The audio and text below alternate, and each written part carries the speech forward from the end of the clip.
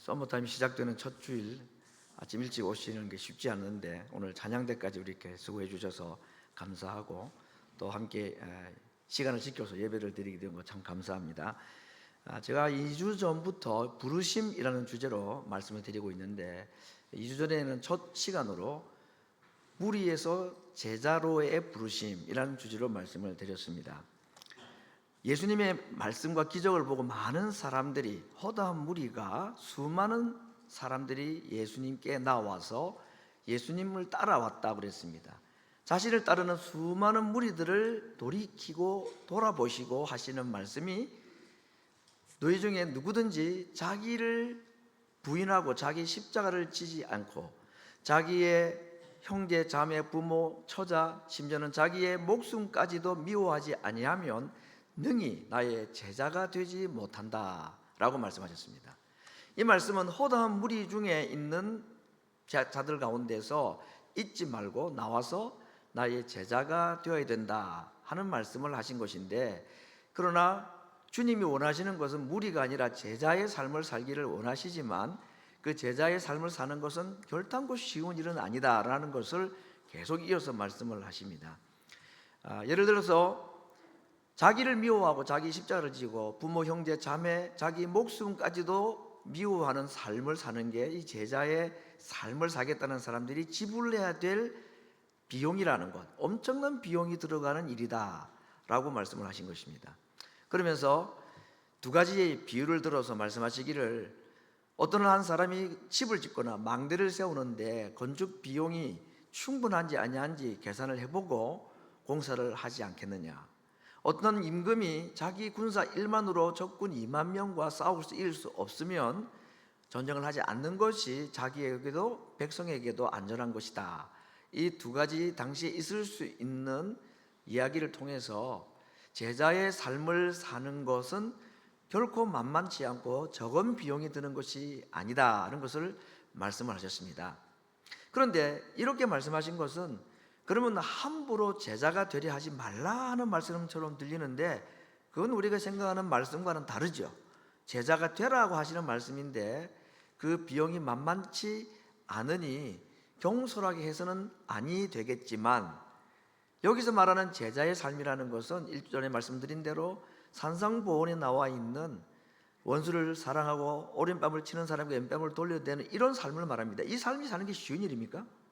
아니 열심히 교회 봉사하고 선교도 하고 이런 일들은 어쩌면 할 수 있는 쉬운 일이라고 말할 수 있을지 모르겠는데, 물론 그것도 쉬운 일이 아니지만 정말 하나님의 자녀로서 그러한 제자의 삶을 산다는 것이, 자기의 원수를 용서하고 사랑하고 자기를 핍박하는 자를 위하여 축복하는 이런 삶을 사는 것이 제자의 삶인데 그 일이 쉬운 일이 아니다라는 것입니다. 그러면서 특별히 두 번째 비유인 나의 군사 1만으로 적군 2만 명과 싸울 수 없을 때에 하신 말씀이, 사신을 보내어 화친을 청하라 하는 말씀으로 이 제자의 삶에 대한 출구를 우리에게 주셨다 하는 것이 참 귀한 말씀이었습니다. 화친하라 하는 말은 내가 이길 수 없으니 나보다 강한 자에게 항복하라 하는 말인데, 이건 전쟁을 할 때 하는 말이 아닙니다. 나라를 지키기 위해서는 목숨을 걸고 싸워야 되겠죠. 여기 화친해야 될 대상은 사탄이 아니고 하나님입니다. 그래서 하나님과 화목하라, 하나님과 화친을 하는 것이 제자의 삶을 사는 방법이다 라는 것을 말씀을 하셨습니다. 그래서 예수님께서 하시는 말씀들과 바울의 이야기를 들어볼 때에 주 예수 그리스도로 말미암아 하나님과 더불어 화목이 가능하다, 예수님을 통해서 하나님과 화친하는 것이 제자의 삶을 사는 방법이다. 내게 능력 주시는 자 안에 있을 때에 그분이 나에게 주시는 힘으로 내가 모든 것을 할 수 있다. 이 제자의 삶을 살 수가 있다. 갈라디아 2장 20절도 내가 그리스도와 함께 십자가에 못 박혀 죽었고 그래서 내 안에 사는 분은 내가 아니라 오직 그리스도께서 내 안에 사시기 때문에 내가 살지만 내 안에 계신 예수님이 나를 대신해서 살아주실 때에 제자의 삶이 가능하다. 이런 내용으로 2주 전에 말씀을 좀 생각을 했더랬습니다. 오늘 우리가 이제 보게 될 내용은 반대입니다. 세상 또는 무리 가운데서 제자로 부르신 자들을 이번에는 다시 제자에서 사도로 보내시는 것입니다. 제자는 부르심이라면 사도는 보내십니다 하는 것입니다. 이것이 우리의 두 가지 정체성입니다. 우리는 세상에서 또는 무리들 가운데서 불러냄을 받은 자인 동시에 우리는 또 세상으로 가야 될 보냄을 받은 자라는 우리의 신분이 있다는 것을 말씀을 하고 있습니다. 오늘 우리가 이제 보게 될 단어가 사도라는 말인데, 사도라는 말은 보냄을 받은 무리들 그런 말이죠. 사신 이런 말들입니다.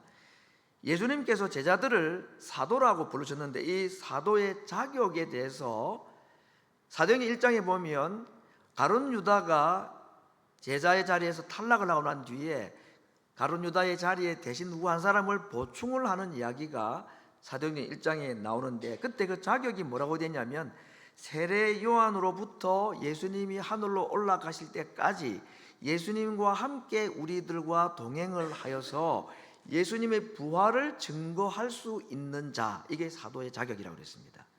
그래서 두 사람을 추천해가지고 그 중에 한 사람을 제비뽑기를 해가지고 뽑았던 사람이 마띠아라는 사람이 사도의 자리에 들어가게 됩니다. 그래서 이제 예수님의 12 제자 중에 한 명이 탈락한 그 자리에 마띠아가 보충이 되고, 그리고는 그 후에 핍박자였던 바울까지도 예수님으로부터 직접 부름을 받아서 13 사도가 되는 것입니다.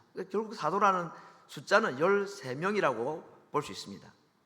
이 13 또는 12 또는 13이라는 숫자는 이스라엘 이스라엘 백성들의 지파 수와도 연관이 있죠.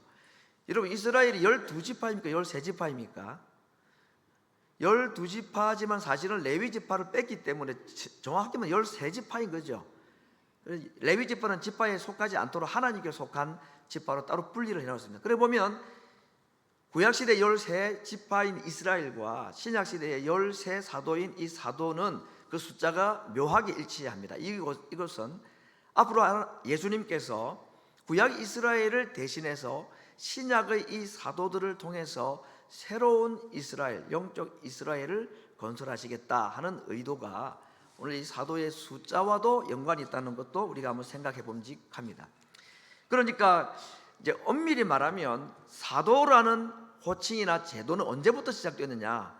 예수님 부활 승천 이후에 예수님의 제자들을 불렀던 호칭이 사도였습니다. 그런데 예수님께서 죽으시고 부활하신 이후에 사도라고 호칭을 했지만, 물론 제자들을 보내시는 사도로 보냈지만 누가복음 6장 오늘 본문 10절에 보면 이미 그들을 사도라 불렀습니다. 밝음에 그 제자들을 부르사 그 중에 12를 택하사 사도라 칭하셨다. 예수님은 12 제자를 제자로 뽑으실 때부터 그들을 무엇이라고 불렀다고 그랬죠? 사도라. 불러낸 자들을 보낼 자들이라고 말씀하셨다 그랬습니다. 오늘 9장 10절에도 보면 사도들이 돌아와 예수님의 파송을 받은 제자들 또는 사도들이 가서 큰 이적을 행하고 기적을 행하고 복음을 전하고 돌아와서 예수님께 보고했다 그럴 때에 제자들이 돌아와 보고했다 말하지 않고 누가? 사도들이 돌아와서 보고했다. 그래서 사도라는 말은 제자들이 나중에 예수님 부활 승천 이후에 예수님을 대신해서 복음을 전하는 사람들이라 그래서 사도라고 부름을 받았지만, 사실은 예수님이 제자를 부르시는 그 순간부터 제자들은 이미 사도들이었다. 이걸 다르게 말하면 왜 예수님이 제자들을 무리 가운데 불러내셨느냐? 보내기 위해서다 그랬습니다. 제자됨은 사도됨이 그 이유인 것이지 그냥 끝까지 제자로 머물러 있도록 하기 위해서 그들을 부르신 것이 아니라는 것입니다. 우리를 하나님께서 부르신 이유는 보내기 위함이다.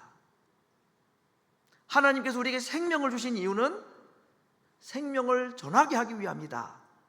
그래서 제자와 사도라는 이 두 호칭이 구분이 됨에도 불구하고 혼용되는 것을 통해서 우리의 정체성이 이 두 가지 신분을 동시에 가지고 있다는 사실을 우리가 기억을 해야 되겠다 하는 것입니다.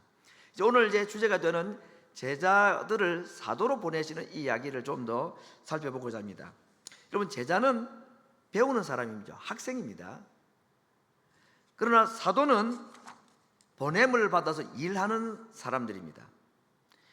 예수님께서 12 제자들을 세우신 이유는 누가 높은가 하기 위함이거나 또는 배우게 하기 위함의 목적이 있는 것이 아니라 나누어주고 복음을 전하게 하기 위해서 부르신 것이고, 제자들은 예수님의 제자로 부름받을 때에 어떻게 하면 높은 자리에 올라갈까, 누가 예수님 오른편이나 왼편에 앉을까, 이곳에 관심을 가지고 사실은 따라왔더랬습니다. 이 관심사는 예수님 마지막 십자가를 지기 위하여 예루살렘을 올라가는 그 순간에도, 심지어는 하루 전날 밤 십자가를 둔 하루 전날 밤 마지막 만찬을 할 때도 제자들의 마음은 높아지고자 하는 마음으로만 가득 차 있었다고 그랬습니다. 누구 한 명 발 씻어주는 사람이 없었다고 그랬습니다.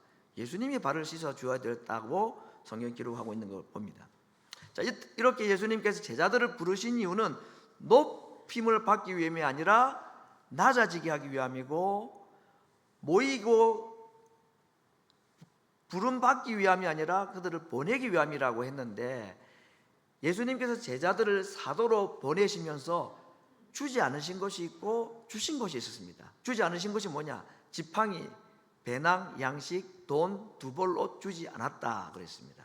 대신에 주신 것은 귀신을 제어하고 병을 고치는 능력을 주셨다 그랬습니다. 여러분, 이것은 참 우리에게 중요한 사도의 사명이 무엇인지를 보여주는 내용인데, 여러분, 사도들이 지금 할 일이 뭐지요? 하나님의 나라의 복음을 전하는 것입니다. 하나님의 나라의 복음, 천국, 오늘 우리로 말하면 영생, 구원, 중생, 새 생명, 이런 걸 지금 전하는 것이 사도들이 해야 될 일입니다.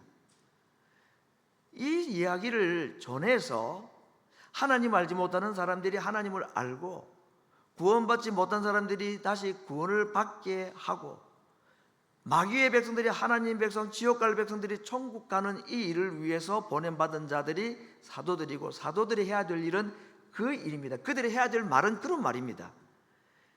이 말을 하기 위해서 필요한 것이 무엇이냐? 지팡이나 배낭이나 양식이나 돈이나 두 벌 옷이 필요한 것이 아니라는 것입니다. 그것이 없어도 사도의 일을 하기 위해서는, 천국의 복음을 전하는 일을 위해서는 대신 귀신을 제어하고 병을 고치는 능력이 필요하다. 그래서 예수님이 제자들을 보내시면서 주지 않을 것은 주지 않으시고 대신 다른 것을 주셨다. 왜 지팡이나 배낭, 든든한 노잣돈을 왜 주지 않으셨을까요? 그러면서 예수님이 제자들을 보내주시면서 뭐라고 하냐면, 어느 동네에 들어가든지 그냥 아무 집이나 들어가라.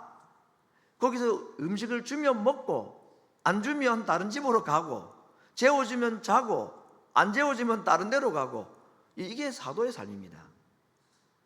왜 이런 삶을 살까요? 먹고 마시고 잠잘 수 있는 든든한 배경을 다 주어서 보내어도 하기 어려운 일인데, 이 천국 복음을 전하는 이 귀중한 역할을, 사명을 감당할 자들에게 왜 최소한의 필요까지도 주지 않으시고 보내셨을까? 그 첫 번째 이유는 뭘까요? 전적으로 하나님만 의지하게 하기 위함입니다. 왜냐하면 앞에 말씀드린 이 사도들이 해야 될 말이 세상의 재미있는 이야기 이런 것이 아니죠. 천국 이야기입니다. 영생, 구원, 이런 이야기인데 세상 사람들은 별 관심도 없고 아무리 이야기해줘도 알아듣지를 못하는 얘기 아닙니까?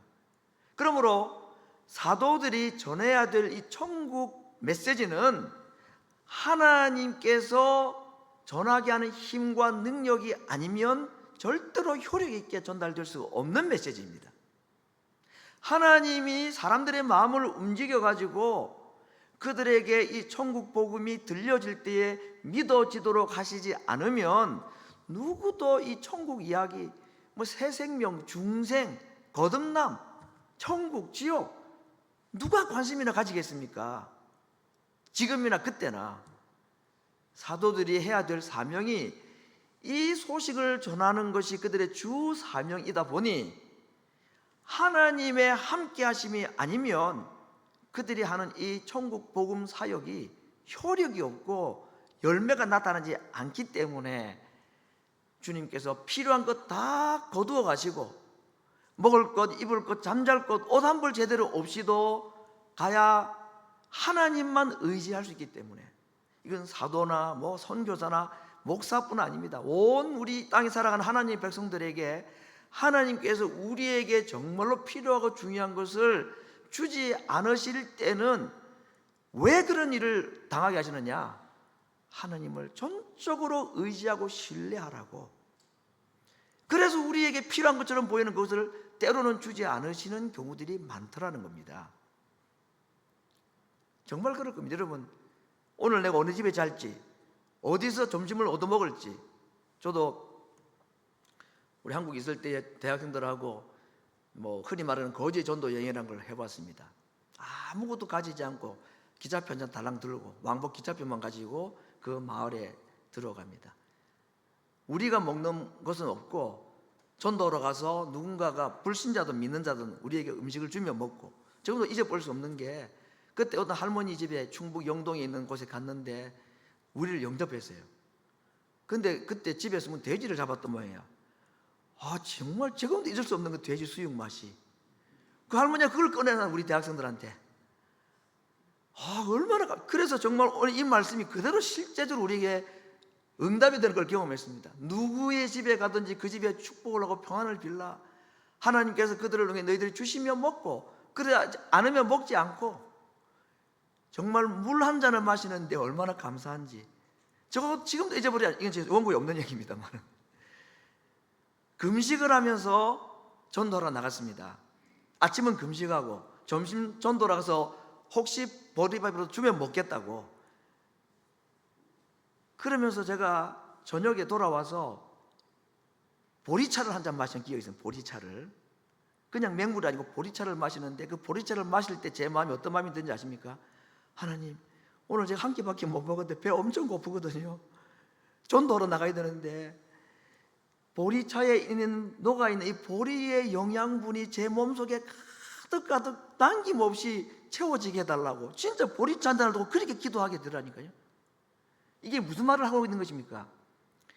우리에게 필요한 이것들이 없을 때 우리는 하나님을 전적으로 신뢰합니다. 하나님만 의지합니다. 그때 하나님이 일하시고 그때 복음의 능력이 나타나서 천국 복음이 사람들에게 전해지고 열매가 맺도록 하기 위해서 이런 것들을 거두어 가셨다는 것입니다. 대신에 병 고치는 능력을 주셨다. 이것만 있으면 되죠, 복음 전하는데. 그런데 여러분, 이런 질문이 듭니다. 오늘날에도 그러면 이 귀신을 쫓아내고 병 고치는 능력을 좀 주시면 얼마나 좋을까? 맨날 기도하는 사람들은 많은데 하나님께서 저에게 그런 능력을 주고 딱 기도 한번 하면 병도 낫고 이런 능력이 있으면 우리 교회 사람들이 꽉꽉 찰 겁니다. 안 그러겠습니까, 여러분? 그런데 저한테도 안 주시고, 제가 필라델피아의 한 100몇십 교회 목사님들을 봐도 아직 그런 분 별로 본 것 같지도 않고, 옛날이라기보다는 몇십 년 전에는 한국에 진짜인지 가짜인지 몰라도 막 그런 일들이 많이 일어나긴 했죠. 기도원도 많았고, 그런데 요즘은 기도원도 문 다 닫아버렸고, 장사가 안 되는지 휴업 다 해버리고, 요즘에 이런 귀신 쫓아내는 게 없어요, 잘요. 있습니까, 여러분? 잘.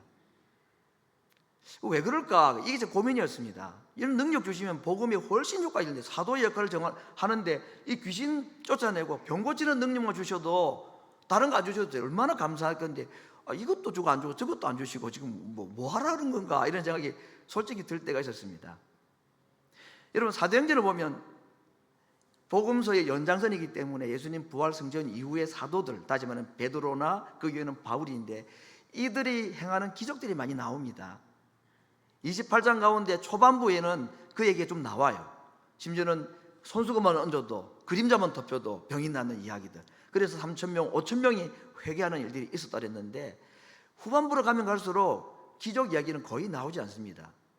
서신서에는 아예 그냥 그런 얘기 자체가 없죠.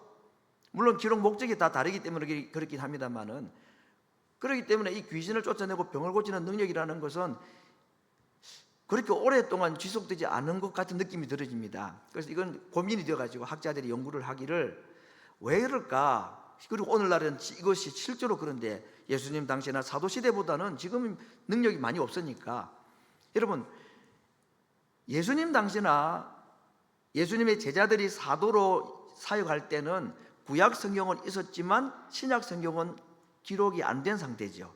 그들이 죽기 전에 다 글로 남긴 것이 이제 신약 성경이 된 것입니다. 결국 예수님이나 예수님 이후의 사도들, 제자들에게 이런 기적의 능력을 주신 이유는 흔히 말해서 계시로서의 역할이라 그래요. 계시라는 것은 보여주신다 그 말이죠. 보여주지 않으면 볼 수 없는 것이기 때문에 하나님이 눈을 열어서 보여주신 것이 계시라고 합니다. 하나님의 나라의 이야기를 사람들에게 보여줘야 되는데 아무리 보여주어도 말해도 안 들으니까 예수님 시대나 그 다음 있는 제자들의 사도 시대에는 계시로서 무엇을 주셨느냐? 기적과 능력 베푸시는 것을 많이 보여주셨습니다. 그래서 세상에 있는 사람들이 그들이 행하는 기적을 보고 와 이게 뭐야 하고 눈을 뜨게 해서 그렇게 오는 사람들에게 천국 복음을 전하여 그들로 하여금 하나님을 볼 수 있도록, 이게 계시라는 것이 주는 목적입니다. 그런데 예수님 이후에 사도시대가 끝나고 났을 때에 생겨나고 만들어진 게 뭐냐면 성경, 신약 성경이 완성이 되었습니다. 요한계시록을 끝으로, 그렇죠? 성경이 기록되고 난 이후로부터는 환상이나 꿈이나 또는 기적이 하나님을 보여주는 계시의 통로가 아니라 무엇이 기록된 말씀이 하나님의 나라를 보여주는 계시의 역할을 대신했다. 그리고 기적과 능력이 아닌 하나님의 말씀이 하나님의 나라를 소개하는 계시의 역할을 함에 있어서 하나님께서, 예수님께서 이 성경과 함께 또 보내신 또 계시의 통로가 또 한 분 있습니다. 성령이십니다. 성경과 성령이 기적과 능력이라는 원시적인 계시의 방법을 대체했다 하는데 설명하는 데 저는 동의가 됩니다. 이걸 우리가 알 수 있는 것은 부자와 나사로 비유해서 죽은 부자가 지옥에 가서 아브라함, 하나님이라고 합시다. 아브라함에게 요청한 게 있지요. 죽은 나사로, 우리 대문간에 있던 그 죽은 나사로를 살려서 우리 가족들에게 보내서 내 형제들에게 천국 지옥을 얘기하고 자기 형제인 내가 지옥에 가 있더라는 것을 말해 주어서 그들이 내게 있는 이 지옥으로 오지 않도록 해달라고 부탁을 하지요. 그때 아브라함이 또는 하나님이 뭐라고 답을 하십니까? 그거 굿 아이디어다, 내가 당장 그렇게 할게. 그렇게 하지 않았습니다. 땅에 있는 선지자들의 이야기를 듣지 않으면 죽은 사람이 살아나는 이만큼 기적이 됩니다. 이거 대단한 기적이죠. 죽은 사람이 살아나서 전해도 안 듣는다고 그랬습니다. 그 예수님 시대 하신 말씀이에요. 그 말은 오늘 우리들에게 기적과 능력이 엄청난 복음의 통로가 될 것 같고 이것만 있으면 교회 부흥이면 금방 될 것처럼 보이는데 그때도 더더더구나 지금은 그런 것으로 되지 않는고 궁극적으로 가장 강력한 계시는 하나님 말씀이고 하나님을 가장 잘 알 수 있는 방법은 그 말씀을 통해 성령께서 역사하실 때입니다. 그러므로 우리가 전도할 때든지 복음을 전할 때에 이 원칙을 가지고 주신 하나님의 말씀이라는 계시를 성령의 깨닫게 하심으로 사람들에게 전달되도록 하는 것이 사도로 사명을 감당하는 가장 지혜롭고 정확하고 확실한 방법이다 하는 것입니다. 그래서 한때 병 고치는 능력을 주옵소서 저도 기도해 봤습니다. 왜 하나 받겠습니까? 목회할 사람으로. 그래서 어떤 사람은 받는 것 같기도 하고 뭐 진짜인지 아닌지 모르지만 궁극적으로 저한테는 안 주시는 것 같아요. 그래서 이제 바꿨습니다. 기도를. 기적의 계시가 아닌 기록된 말씀의 계시를 잘 설명하고 그것을 전달하는 정말 성령에 사로잡힌 자 되게 해 주시옵소서. 이게 가장 강력한 계시 전달자, 사도로서 역할을 가장 잘할 수 있는 방법이기 때문입니다. 그렇게 우리 자신을 위해서 기도하시고 저를 위해서, 우리 교역자를 위해서 그렇게 기도해 주시면 훌륭한 사도의 동역자로 서 계시다라고 생각하셔도 되겠습니다. 감사합니다. 그렇게 해주시고 오늘 이제 마지막 이야기인데 본문 읽었던 이후에 나오면 7절부터 어떤 얘기가 나오느냐 하면 오병이어 기적이 나옵니다. 오병이어 기적은 마태, 마가, 누가, 요한 사복음서에 다 기록되어 있습니다. 그만큼 중요하다는 말이죠. 뭐 기적 자체도 놀랍지만 의미가 중요하다는 말이죠. 그런데 여러분, 누가복음 본문을 제외하고 마태, 마가, 요한 이 세 복음서에 기록되어 있는 오병이어, 보리떡 5개와 물고기 2마리로 5,000명, 뭐 어린애까지 여자까지 다 하면 2만 명 정도, 뭐 그렇게 보통 추산하죠. 많은 사람들을 한 명 도시락분을 가지고 많은 사람을 먹이고 12광주리를 거두었다 하는 이 이야기가 뭐 그렇게 중요한 얘기를 사복음서에 다 기록되었는가? 그만큼 중요하다는 얘기인데, 누가복음을 제외한 다른 세 복음서에는 그 기록한 것이 거의 공통적입니다. 어떤 시간 순서를 따라 가지고 일어난 이야기처럼 되어 있고, 그 일 이후에 뭐 그라사에 있는 귀신 들린 사람을 고치러 가는 풍랑이는 바다를 건너가지는 그 얘기고, 거의 이제 그런 비슷한 얘기인데, 누가복음은 이 오병이어 기적이 어떤 이야기 뒤에 기록되어 있는가를 보면 참 특이하다는 겁니다. 시간 순서대로 다른 복음서와 같은 배열로 하지 않았다는 것입니다. 그 위치가 어떠하냐? 오늘 우리가 읽었던 본문에 보니까 사도로 예수님께서 제자들을 보내시며 하신 말씀 이후에 이 오병이어의 기적이 있더라. 이해되시죠? 사도들을 보내시면서 예수님이 뭐라고 말씀하셨습니까? 옷 없다, 신발도 없다, 이것도 없다, 이것도 없다, 안 준다는 겁니다. 왜? 하나님 의지하라고. 이거 얼마나 참 굶어 죽기 딱 좋은 이야기입니까? 누가 이거 사도로 하겠습니까? 이거 당장 먹고 살기 힘든 사도의 신체가 되어버렸는데, 그 이후에 오병이의 기적 사건은 다른 시간대에 일어난 이야기인데 누가는 그 이야기를 여기다 갖다 붙인 겁니다. 사도 파송 이후에 이 이야기를 무언가를 말씀하기 위해서. 그러면 누가는 이 오병이의 기적을 통해서 무슨 얘기를 하고 싶었을까요? 사도로 보내시면서 먹을 것, 입을 것, 돈도 주지 않고 지팡이도 안 줬고 빈손으로 맨손으로 가라. 그럼 어떻게 합니까, 주님? 근데 이 오병이의 기적 이야기를 이 이야기 뒤에 갖다 붙임으로써 어떤 말씀을 주님이 하기를 원하고, 누가는 예수님이 사도로 보내시는 그들에게 어떤 약속을 주신다는 것을 말씀하기 위함일까요? 걱정하지 말라는 겁니다. 먹을 것, 마실 것 많다. 먹고 남으면 있도록 해주겠다. 여러분, 오병이의 기적을 볼 때 우리는 구약의 두 사건을 쉽게 떠올릴 수 있습니다. 모세가 만나를 준 것, 물론 하나님 주신 거지만 모세의 광야 만나 사건을 딱 떠올리기 좋죠. 두 번째, 엘리야가 사렙다 과부의 집에 가서 그가 준 마지막 빵을 얻어먹고 그 가정에 밀가루와 기름이 떨어지지 않게 했다는 그거, 계속해서 풍성하게 공급되는 이 두 가지 사건을 이스라엘 사람들이라면 오병이어를 보면서, 기적을 보면서 이런 생각을 할 만한 사건들입니다. 오늘 이런 이야기를 볼 때에 이 사도 파송 이후에 예수님의 오병이어의 기적을 갖다 붙인 이유는, 첫 번째, 풍족히 채우시는 하나님에 대한 약속을 사도들에게, 제자들에게 지금 하시는 것입니다. 먹고 남음이 있다. 12바구니는 상징적 숫자죠. 엄청나게 많이 먹고 배부르고 엄청나게 많이 남았다. 부족함이 없다는 것입니다. 배고픔이 없다. 사도들의 삶이 돈주머니도 없고 지팡이도 없고 양식도 안 챙겨나갔지만 부족함이 없도록 해주겠다는 약속이 이 오병이의 기적을 통해서 사도들인 그들에게 지금 주시는 약속인 것입니다. 이걸 볼 때는 시편 23편의 다윗의 고백을 그대로, 액면 그대로 받아들일 수 있습니다. 특별히 오늘 누가복음 외에 마태, 마가, 요한복음에는 이때 장면을 푸른 잔디 위에 50명씩 100명씩 앉히셨다 딱 그랬습니다.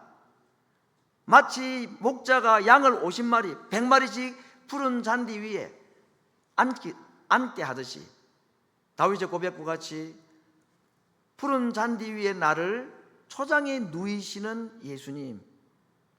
여러분, 목자가 있는 양이 먹을 걱정을 할까요, 안 할까요? 절대 하지 않습니다. 예수님께서 제자들을 보내시면서, 사도로 보내시면서 먹을 것 주지 않고 보내셨지만 목자이신 주님을 의지한다면 절대로 부족함을 걱정할 필요가 없고 먹고 마시는 것에 걱정할 필요가 없다는 것입니다. 공중의 새를 보라고 말씀하시면서 우리에게 내가 너희의 필요한 것을 채워주겠다고 말씀을 하셨기 때문입니다. 두 번째, 오늘 이 오병이어의 기적의 이야기가 오늘 본문 이후에 기록된 또 하나의 이유는 앞에 말씀드렸던 두 사건, 구약의 모세의 만나, 엘리야의 밀가루가 끊어지지 않는 이 기적을 연상케 한다고 그랬는데, 오늘 이 오병이어의 기적은 모세와 엘리야보다 더 큰 선지자께서 모세의 만나나 엘리야의 기적의 밀가루보다 더 귀한 떡을 주기를 원하신다. 그건 예수님 자신을 말합니다. 또는 예수님이 하시는 말씀을 말합니다. 오늘 이 오병이어의 기적이 사도 파송 이후에 기록된 이유는 오늘 이 두 가지 이유가 있다고 생각을 해봅니다. 생명의 떡이신 예수님을 전하는 사도들에게 걱정해야 될 것은 먹을 양식의 걱정이 아니고 나에게 생명의 떡이신 주님이 계신가? 내가 나누어 줄 생명의 떡이 내게는 있는가? 세상에 하나님을 알지 못하는 영적으로 굶주리는 자들에게 보리떡이 아니라 밀가루로 만든 떡이 아니라 생명의 떡이 저들이 필요한데, 저들의 굶주린 영혼에 나누어줄 생명의 떡이 내게는 있고 풍성한가?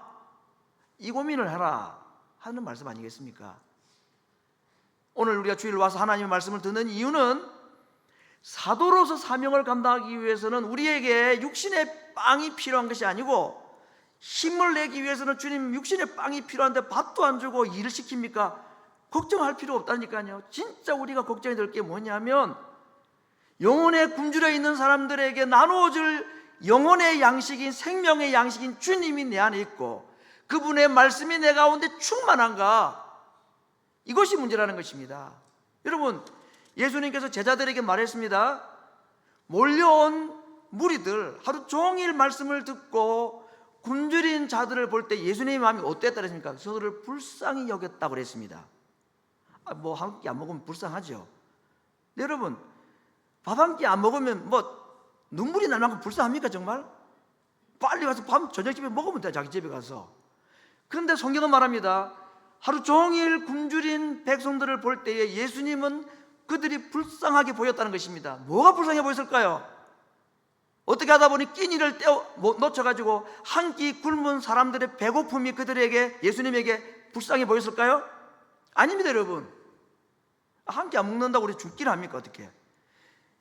그들이 육신의 배가 골마서가 아니라 참 생명의 떡을 먹지 못하여서 기적의 보리떡이나 먹고 앉아있는 이들, 그들에게 정말로 줘야 될 생명의 떡인 자기 생명을 이들이 먹지 못하여서 그것이 불쌍했던 것입니다. 그래서 예수님께서 제자들에게 뭐라고 말씀하시죠? 너희가 주어라 그랬습니다. 너희가 그들에게 떡을 주어라 그랬습니다. 떡이 어디 있습니까? 없죠. 떡을 줬습니까? 안 줬습니까? 결국은 주고도 남았다 그랬죠. 저는 이 장면을 보면서 제자들에게 필요한 떡은 2만 명을 먹일 만한 충분한 보리떡이 부족한 것이 아니었고, 그들의 영혼에 필요한 떡인 하나님의 말씀이, 예수님에 대한 체험과 믿음이 많지 않아서 정말 줄 것이 없었던 그들의 모습을 빈손으로 보리떡 5개와 물고기 2마리가 전부인 상황을 그렇게 빗대어서 말씀하시지 않았는가 생각을 해봅니다. 오늘 아침에 우리가 주의 말씀을 듣는 이유는 육신의 떡, 보리떡, 밀가루를 찾기 위함이 아니고 사도로서 내가 해야 될 사명이 하나님의 말씀을 전하는 것이고 생명의 떡을, 그것을 먹지 못하여 굶주려 있는 불쌍한 자들에게 전하기 위함인데 없어요. 나한테 그 떡이 없는 거죠. 그걸 안타까워해야 된다는 겁니다. 내가 살기 위해서, 그래서 그 떡을 얻기 위해서 오늘도 생명의 떡이신 주의 말씀에 귀를 기울이러 온 것 아닙니까? 내가 배불리 먹고 남아야 남에게 나눠줄 수 있을 것입니다. 오늘 아침 하나님의 말씀이 사도인 우리들에게 나누어져야 될 충분한 생명의 양식이 되기를 바랍니다. 부족하지만 나를 사도로 보내시는 주님, 우리에게는 떡이 필요한 것이 아니고 내 먹기에 필요한 양식, 내 몸에 필요한 옷과 두 벌 옷이 필요한 것이 아니라 사도인 우리가 필요로 하는 것은 생명의 양식, 하나님의 말씀이 우리에게 필요하다라고 말씀하시는 것입니다. 사랑하는 성도 여러분, 제자로 부름받는 것도 쉽지 않은데 한 걸음 더 나가서 우리를 제자가 되라고 하시더니 이번에는 어떻게 뭐가 되라고 그럽니까? 사도가 되라. 아이고, 목사님이나 선교사님이나 하지 우리가 뭐합니까? 천만의 말씀입니다. 모든 부름받은 사람은 사도입니다. 우리는 세상에 보냄받은 자들입니다. 그냥 제자로 학생으로 살다가 천국 가기 위해서 보냄받은 자들이 아닙니다. 부름받은 자들이 아닙니다. 보냄받기 위해서 기도하고 찾으면 내가 복음을 나누어 줄 사람이 보입니다. 필라델피아에 더 예수 믿는 사람이 없는 것처럼 생각하십니까? 교회 안에도 복음이 필요한 사람이 있습니다. 아직까지 이 생명의 떡을 먹지 못한 사람이 있기 때문에 그들을 바라볼 때에 안타까운 마음으로 그들의 영혼을 위해 기도하다 보면 그들에게 내가 사도가 되어야 되겠다, 전해줘야 되겠다 하는 마음이 생겨나게 됩니다. 한평생 이 땅에 살면서 우리가 얻을 수 있는 영광과 기쁨이 여러 가지 형태로 있겠지만 단언컨대 하나님의 백성으로 이 땅에 한평생 살면서 누릴 수 있는 최고의 행복과 가장 큰 기쁨은 내 입으로 전한 복음을 듣고 예수님을 믿는 자를 보는 것이 가장 큰 기쁨이고 가장 큰 행복임을 믿으시길 바랍니다.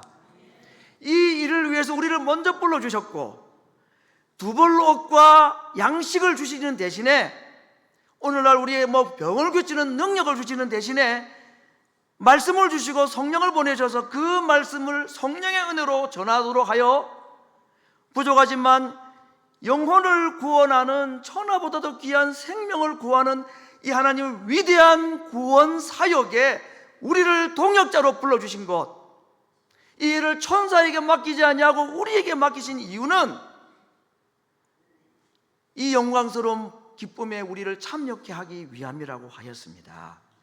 성도 여러분, 눈을 들어서 정말 희어져 추수할 곡식이 있는 밭을 보라고 하셨으니 한번 볼 수 있기를 원합니다.